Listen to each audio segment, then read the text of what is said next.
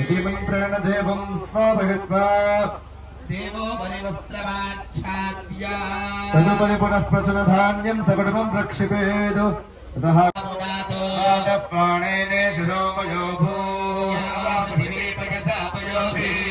भूतावरी यज्ञे वा पुनीता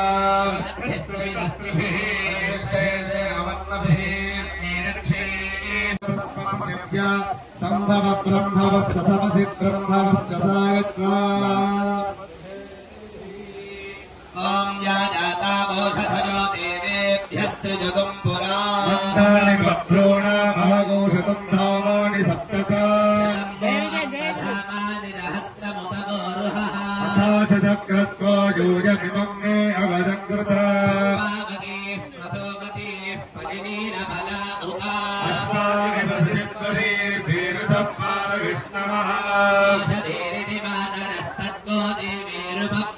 रमागोऽसि विघ्नतेति तदपश्चादयमानाः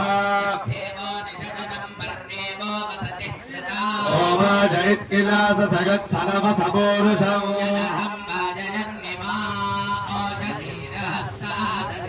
आत्माय हर हर महादेव शंकर भो शंकर हर महादेव भो शंकर मेरे वनने हर हर महादेव हर हर महादेव हर हर महादेव हर हर महादेव हर हर महादेव हर हर महादेव हर हर महादेव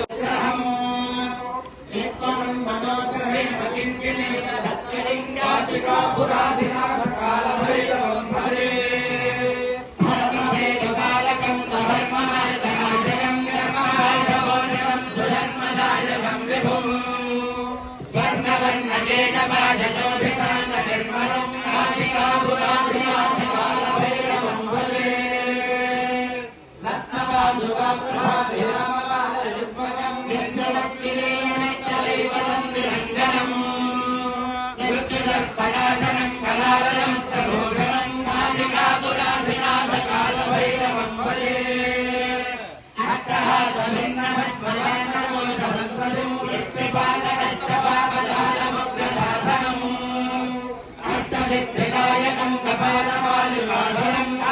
అభివృద్ధి కోసం విఘోతితముగా అంటే ఎవరికి ఎంత వస్తే అంత ధనాన్ని వస్తువుల్ని ద్రవ్యముల్ని ఇవ్వమని అడిగి ఉన్నారు. అలా అడిగిన తర్వాత ఒక భక్తుడు చాలా ఆయనకి ఇక్కడ ఇప్పటి వరకు ఒక ₹1 కోటి పైచిలకు ₹1,15,00,000 వరకు ఈ ప్రతిష్టతో కలిపి కార్యక్రమానికి అయినది. ఇట్టి కార్యక్రమంలో ఒక వ్యక్తి అందరూ తలకు కొంచెం ఇస్తే ఒక వ్యక్తి వరహాల రాధాకృష్ణ గారు ఆయనకి ఇప్పటిదాకా ఆయన ఖర్చులో ₹1 కోటి పైచిలకు ఆయన ధనాన్ని ఇవ్వడం జరిగినది. మిగిలిన భక్తులు కూడా వాళ్ళకి తోచిన విధముగా మిగిలిన ధనాన్నో ద్రవ్యంలో ఇచ్చి ఉన్నారు. అలా ఇచ్చిన ఈ ద్రవ్యంతో ఆయన ఇక్కడ ఉండి ఈ దేవాలయాన్ని ఇప్పటి వరకు ఈ నిర్మాణం జరుగుతున్నదంతా కూడా ఎప్పటికప్పుడే ఆయన తీస్తూ వాళ్ళందరికీ కూడా తెలియపరుస్తూ సంవత్సరంలో శంకుస్థాపన తర్వాత ప్రతిష్టా కార్యక్రమాన్ని ప్రారంభం చేశారు. 21వ తారీఖుకి శంకుస్థాపన చేసి సంవత్సరం అవుతుంది. ఈ సంవత్సరం లోపుగా అంటే 19వ తారీఖునే ప్రతిష్ట జరగబోతోంది. ఆగస్టు 15వ తారీఖున ఈ ప్రతిష్టా కార్యక్రమం ప్రారంభమైంది. చాలా ఉద్దండులైన వేద పండితులు హైదరాబాద్ నుంచి వేంచేసి యజ్ఞదత్త ఆదినారాయణ అవధాని గారి ఆధ్వర్యంలో మిగిలిన వేద పండితులు 24 మందితో కలిసి ఈ ప్రతిష్టా కార్యక్రమాన్ని ప్రారంభం చేసి ఈ రోజు 3వ రోజు కార్యక్రమంలోకి మనం ప్రారంభమయ్యి ఆ స్వామివారి విగ్రహాలన్నింటికీ కూడా ధాన్యాధివాసాన్ని చేసి ఉన్నాము. అలా ధాన్యాధివాసం చేసిన తర్వాత ఈ మండప దేవతల అన్నింటికీ కూడా పొద్దున పూజా కార్యక్రమములు, మూల మంత్రములు, హోమములు, రుద్రహోమము మాతరం పద్మమాలినే वसन्तस्निग्धानि चक्रे तव समे गृहे मातरं श्रियं मातज मे कुले पुष्करिणी पुष्टिं हेममालिनी दुर्गां हिरण्मयीं लक्ष्मीं जातवेदो ममावः यकरणी यस्मिं पिङ्गलां पद्ममालिनी चन्द्रां हिरण्मयीं लक्ष्मीं जातवेदो ममावः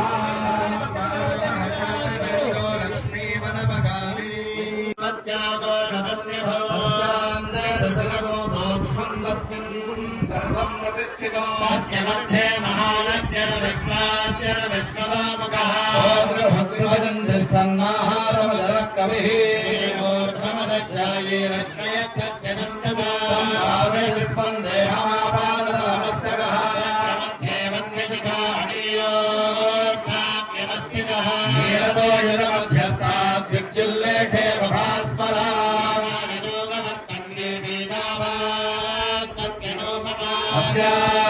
शिखाया मध्ये परमात्मा व्यवस्थितः परमुच्यन्ते सर्वे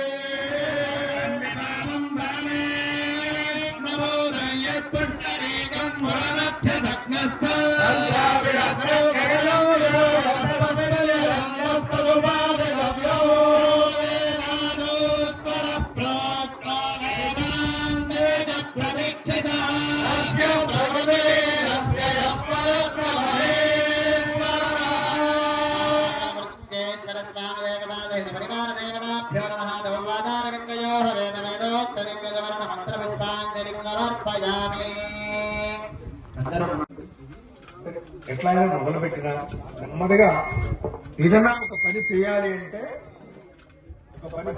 అంటే మనిషికి భగవంతుడు అనుగ్రహం నాకెందుకు అనుకుంటే ఎలా కలగదు దాన్ని మనం చేయాలని ప్రేరణ కలగడమే భగవంతుడు మనకి ఇచ్చిన గొప్పతనం. ఎందుకని మీరు చాలా కష్టపడ్డారు, బియ్యం పండించారు. ఆ బియ్యం పట్టుకెళ్ళి ఆవిడ ఇంట్లో ఇస్తే అమ్మ ఇస్తారు. ఆవిడ కలగాలి, పొయ్యి మీద పెట్టాలి, అన్ని వెలిగించాలి, పొయ్యి వెలిగించాలి, చూసుకోవాలి. ఆ తర్వాత కానీ ఆ బియ్యం కంచంలోకి రాదు, తర్వాత నోట్లోకి వస్తుంది. అంటే ఒక బియ్యం పండి ఒక ఒడ్లు పండిన తర్వాత చేరడానికి ఎంత సమయం పడుతుంది. అలాగే ఏ పని మొదలు పెట్టినా నేను ఏదో చేశానండి, భగవంతుడు నాకు వెంటనే అది ప్రసాదించలేదు అని అడుగుతారు. అయితే మీరు ఒక చెట్టు వేసి మీకు బాగా తెలియాలంటే ఒడ్లు వేస్తున్నారు. మినిమం 3 నెలలు అంటే 90 రోజులు, 95 రోజులు ఆ సమయం తీసుకుని ఆ ఒడ్లు చేతికి రావాలి. చాలా తక్కువగా చిన్న 4 మొక్కలు వేస్తే మనకి 90 రోజులు పడుతుంది. అట్లా మనం ఏ పని చేయాలన్నా అన్ని రోజులు ఎలా సమయం తీసుకుంటూ భగవంతు అనుగ్రహం మనకి దొరకాలన్నా మనం ఏదన్నా పని మానకుండా చూస్తున్నాం. నేను ఇవాళ చేశానండి, నాకు రేపు కల్లా ఆ ఈశ్వరుడు కనిపించి ఏ పని చేయలేదు. చేస్తాడు, ఆయన ఖచ్చితంగా చేసి పెడతాడు. ఎందుకని మనం భక్తి శ్రద్ధలతో పని చేస్తేనే దానికి ఇందాక మీకు చెప్పాను. బియ్యం తీసుకెళ్ళి రమ్మనిండా పోసినా ఏమీ అవ్వ, అప్పుడు వండితేనే అవి బియ్యం అందంగా మారాలి. అలాగే మనం వీడియోలో భక్తి శ్రద్ధలతో ఆ కార్యక్రమం. అయితే మీరందరూ కూడా చిన్న ఊరైనా చక్కగా ఈ కార్యక్రమానికి 5 రోజులు పాంచాంగ దీక్షలు ఎక్కడో మేము హైదరాబాద్ నుంచి రాధాకృష్ణ గారని ఆయన ద్వారా ఈ ఊరికి వచ్చి వస్తూ వచ్చిన రోజు చూస్తే ఎంత కూతురు. నేను అక్కడ కాస్త నిర్మాణం అయ్యాక వచ్చాను. 3 నెలల క్రితం 4 నెలల క్రితం వచ్చి చూసే సమయానికి అట్లా ఉంది. మొత్తం ఈ రోజుకి మళ్ళీ ఎట్లా మారేది అంటే అంతకు ముందు నుంచి ప్రారంభం చేసినప్పుడు ఎట్లా ఉందో మీరు అందరికీ తెలుసు, ఊరికే కాబట్టి అందరికీ తెలుసు. అయితే ఇట్లా ఉన్న ఈ గుడిని ఎవరొకరు పూనుకోవాలి, ఎవరొకరు పూనుకొని ఏ పని కాదు. అట్లా పూనుకున్న వాళ్ళు మల్లికార్జున గారు మేము అనుకున్నాం. ఎందుకంటే ఆయనే మనకి ఆయన పూనుకోవటం వలన ఒక ఫేస్బుక్ లో పెట్టడము, లేకపోతే వాట్సాప్ లో పెట్టడము, ఇట్లా ఏదైనా చేస్తేనే తద్వారా అది ఆ ఫేస్బుక్ ఉత్తరాలు ఉండేవి. మెసేజ్లు ఫేస్బుక్ లో పెట్టడం అనేది కొంచెం ఎక్కువ మంది దీన్ని చూడటం జరిగింది. ఆ పురాతనమైన గుడి దీని గురించి తెలిసిన భక్తుడు ₹1,000 ఇస్తే ఆ గుడి పుట్టింది. ఇట్లా ఉన్న ఈ పెట్టిన ఈ ఫేస్బుక్ ద్వారా పెట్టిన ఈ సగుటు అతి పురాతనమైన దేవస్థానం పునర్నిర్మాణం చేయడం కోసం అది ప్రారంభం చేసిన తర్వాత తల కొద్దిగా తల చేయి వేశారు. అయితే అసలు ఈయన చూడని వ్యక్తి ఒక వ్యక్తి ఉన్నారు, ఆయన వరహాల రాధాకృష్ణ గారు అనే ఆయన.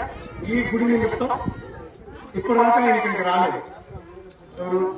మా మల్లికార్జున గారు చెప్పారు. ఈ రాధాకృష్ణ గారు అనే ఆయన నాకు మా యజమాని, అంటే నేను అభిషేకాలు పూజలు చేయిస్తూ ఉంటాను.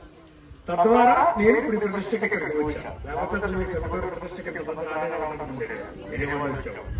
అట్లా ఆయన ఒక వ్యక్తిగా దీంట్లో అందరికంటే ఎక్కువ సహాయం చేశారని చెప్పి ఆయన చెప్పడం జరిగింది. ఈ మన రూపాయి ఖర్చు అయితే 95% ఆ వ్యక్తి ద్వారానే ఈ గుడికి ఇంతవరకు చేరింది. ఇది చేరటం అనేది ఇంత ధనం ఒక వ్యక్తి ఇవ్వాలన్నా ఆయన మనసులో కూడా ఈశ్వరుడు ప్రవేశించి ఇంత ధనాన్ని ఈ గుడికి ఈ ఊరు రాకుండా ఒక ఫేస్బుక్ లో చూసి దీనికి ఆయన ధనాన్ని ఇచ్చి ఇంతవరకు తీసుకుని వచ్చారు. ఇది చాలా చిన్నదిగా. ఇట్లా ఇప్పటి వరకు మేము వచ్చాం, ఆయన డబ్బులు వచ్చారు, ఈయన గుడి కట్టారు, మేము వచ్చాం, ప్రతిష్ఠ చేశాం. రేపు కాక ఎల్లుండి విగ్రహాలన్నీ యంత్రాలు ప్రతిష్ఠ చేసేసి పెట్టాం. తర్వాత ఏం చేయాలి? మీరు అందరూ నిత్యం ధూపం దీపం నైవేద్యం కావాలని మీరు తొలక రూపాయలు వేసుకుని సహాయం చేసి మనం ఆ గుడిని నిలబడాలి. లేకపోతే ఏమవుతుంది? ఇల్లు కూడా గుడి కూడా ఇవాళ శిథిలావస్థ కిందకి వచ్చింది, దానికి ఏమీ చేయకపోతే వచ్చింది. అట్లా మీరందరూ కూడా వేసుకుని నిత్యం ధూప దీప నైవేద్యాలు జరిగే విధంగా ఈ గుడిని మీరందరూ కూడా సంరక్షించుకోవాలి, అంటే కాపాడుకోవాలి. మీరు కాపాడుకోవడం ఎంత అవసరం? కట్టడం కంటే కాపాడుకోవడం చాలా కష్టం. కట్టడం అయిపోయింది, సంవత్సరం 2 ఏళ్ళు కష్టపడ్డారు, అయిపోయింది.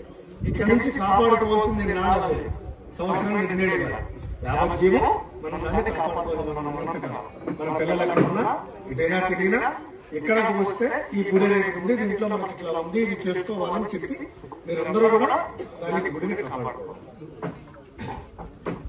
అయితే ఈ ప్రతిష్ట 5 రోజులు పాంచాలిక దీక్షగా మొదలుపెట్టిన మన ఈ కార్యక్రమంలో జలాదివాసం నీళ్ళలో పెట్టాము, చూశారు, గురువులకు వెళ్ళొచ్చాము, పాలు, తర్వాత ధాన్యాదివాసం ఉదయం చేశాము. ఈ రోజు వస్త్రాదివాసము, శయ్యాదివాసము, పుష్పాదివాసం, అంటే 3 అధివాసాలు జరిగినాయి. చక్కగా స్వామివారు ఇప్పుడు ప్రారంభ సేవలో ఉన్నారు. రేపు వీటిని ఉద్వాసం చెప్పడం, మండప పూజలు చేయడం, అట్లాగే తిరిగి ఎల్లుండి 10 గంటలకి 9:50 తర్వాత యంత్ర ప్రతిష్టాపన. వీటన్నిటికీ కూడా ప్రతి విగ్రహానికి కూడా కింద యంత్రం ఉంటుంది. ఆ యంత్ర ప్రతిష్టాపన, విగ్రహ ప్రతిష్టాపన, నేత్రంలో కళ్ళన్నింటికి కూడా బయట పెట్టారు, అది తీసే కార్యక్రమం. అలాగే విగ్రహాలన్నింటికీ కూడా తేజస్సు రావడానికి మళ్ళీ హోమం, ఇవన్నీ కూడా ఎల్లుండి ఉదయం ఉండే కార్యక్రమం.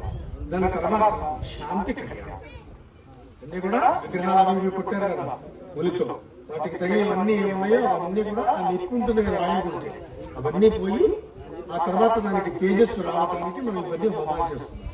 మరి శాంతించాలి కదా, శాంతి కావాలి.